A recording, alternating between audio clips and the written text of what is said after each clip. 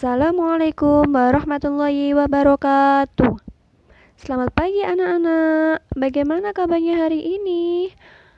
Semoga kita semua senantiasa dalam keadaan sehat walafiat. Amin. Allahumma amin.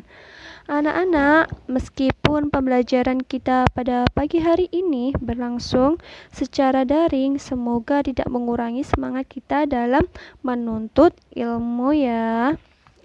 Nah, kalian kalau di rumah harus melakukan hal-hal yang baik ya, seperti sholat 5 waktu, sholat duha, belajar dengan rajin, membantu orang tuanya di rumah, oke? Dan jangan lupa juga menerapkan 3M, yaitu mencuci tangan, memakai masker, dan menjaga jarak. Nah, di sini Ustazah akan menerangkan materi tentang hadis tentang silaturahim. Nah, di sini anak-anak pernah nggak melakukan silaturahim ke tempat saudara-saudaranya? Pasti pernah semuanya ya. Nah, jika kalian pernah melakukan silaturahim ke saudara-saudara kalian, maka sungguh kalian termasuk orang-orang yang beruntung. Silaturahim mempunyai banyak hikmah dan keutamaan. Nah, itu di buku kalian ada hadis tentang silaturahim. Ustazah bacakan dulu ya. An Anasir radhiyallahu an Rasulullah sallallahu alaihi wasallam qala man ahabba ayyubsata lahu fi rizqihi wa yusa'alahu fi atharihi fal yasil rahimah, yang artinya dari Anas radhiyallahu an bahwasanya Rasulullah sallallahu alaihi wasallam bersabda, barang siapa merasa senang dilapangkan rezekinya dan dipanjangkan umurnya, maka hendaklah ia melangsungkan silaturahim. Nah, ini ada kandungan hadis tentang silaturahim. Ada yang tahu nggak silaturahim itu apa? Nah, silaturahim berarti menyambung tali persaudaraan yang masih ada hubungan darah. Saudara berbagai menjadi dua, yaitu saudara dekat dan saudara jauh. Kalau saudara dekat itu yang disebut apabila hubungan darah dekat dan diharamkan untuk menikahinya. Contohnya saudara dekat adalah nenek, ibu, kakak, adik, anaknya adik, bibi dari ayah dan bibi dari ibu. Kalau yang saudara jauh adalah apabila hubungan darah jauh dan dibolehkan untuk menikahinya. Contoh saudara jauh itu saudara sepupu atau anak bibi, anak cucunya saudara nenek, dan yang lebih jauh lagi seperti anak turunnya nenek. Nah, baik saudara jauh, saudara dekat maupun orang lain semuanya dianjurkan untuk dikunjungi.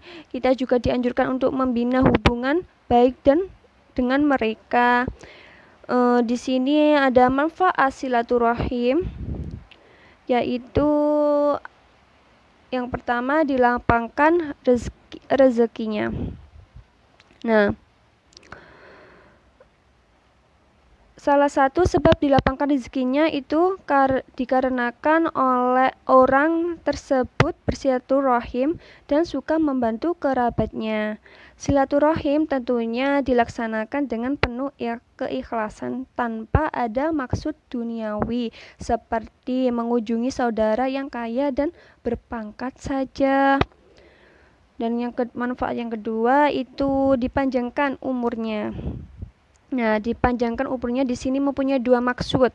Yang pertama, dipanjangkan umurnya sesuai dengan makna aslinya. Allah akan memanjangkan umurnya dari jatah umur sebenarnya.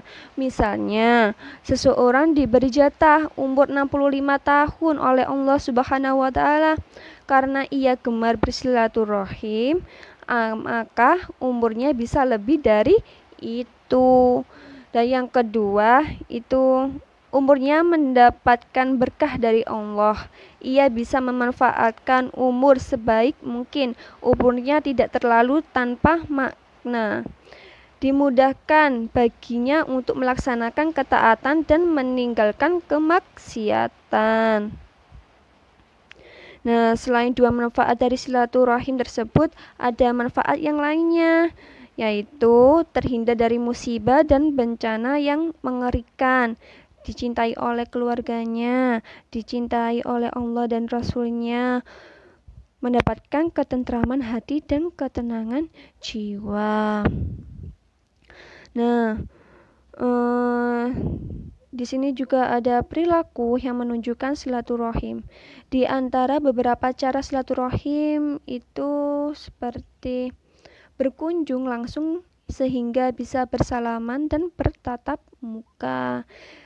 Nah, cara yang paling bagus dan penuh berkah karena ia akan tahu ekspresi saudaranya, apakah ia dalam keadaan senang atau susah. Yang kedua, mengadakan kumpulan keluarga setiap bulan dan waktunya sesuai dengan kesepakatan. Acara bisa diisi dengan arisan keluarga atau acara lainnya ya. Terus yang ketiga itu mengadakan reuni untuk membina silaturahim sesama temannya. Yang keempat, menelepon walaupun hanya menanyakan kabar diri dan keluarga. Nah, seperti saat ini kan kita harus menjaga jarak. Nah, kita bisa bersilaturahim dengan cara menelepon keluarga kalian yang dekat, yang jauh, untuk menanyakan kabar ya. Dan yang kelima itu mengirim surat atau SMS. Nah, sekarang bisa lewat bersilaturahim lewat WhatsApp juga bisa. Dan yang keenam itu ada memberi hadiah. Nah, itu saja yang bisa Ustazah jelaskan dalam materi tentang hadis tentang bersilaturahim. Mungkin dari kalian ada yang belum paham, bisa ditanyakan ya anak-anak. Sebelum pembelajaran pada pagi hari ini diakhiri, marilah kita membaca hamdalah bersama. Alhamdulillahirabbil alamin. Semoga apa yang kita pelajari bermanfaat bagi kita semua. Amin. Bu Ustazah akhiri. Wassalamualaikum warahmatullahi wabarakatuh.